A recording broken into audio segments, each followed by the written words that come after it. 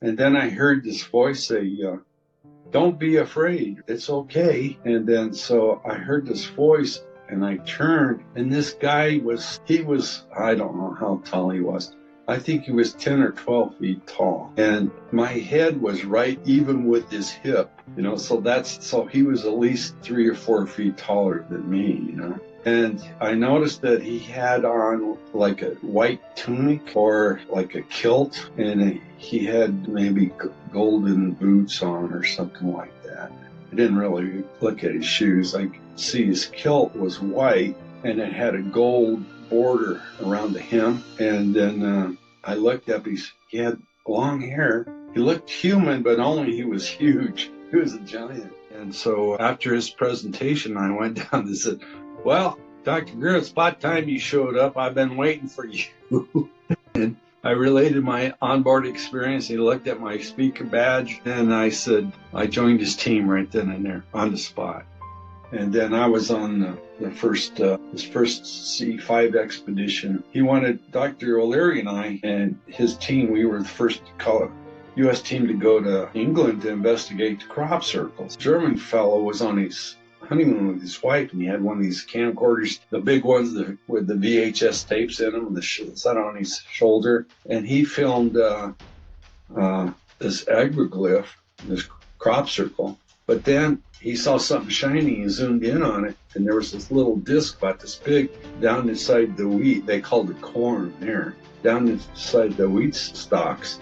Down inside, flying around inside the wheat, and then popped up and flew over the top. We're at a point now, I think, that more information is coming out. So it's going to take the awareness. And so it'll be, when it happens, it's going to be like in the blink of an eye. It's biblical, so to speak. It'll manifest, and it might not manifest when and how we think it's going to manifest, but it's going to happen. In the beginning, when we were first doing this, we all got ridiculed. And I can't tell you how many personal relationships that I lost, from girlfriends to friends to even family members, thinking that, I was the black sheep of the family. And, it was sort of your whack if you were doing this stuff, the guy's crazy.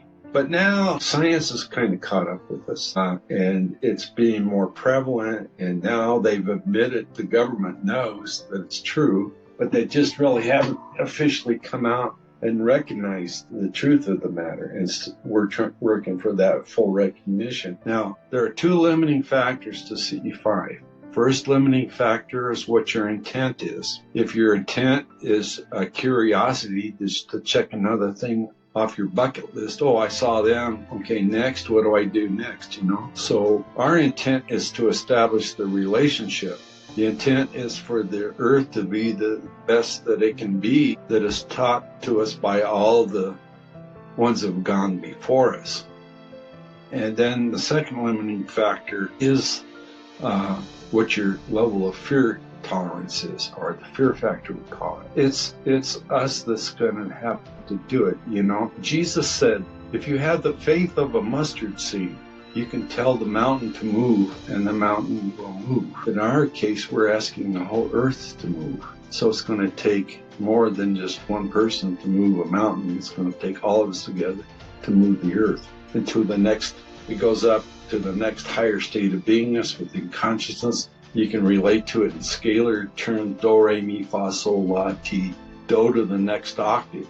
So we want to raise the earth up to the next octave in state of beingness and go from a level 0 to a level 1 in scientific terms. So it's going to take us all together to resonate, harmonize together, and raise our intent to that point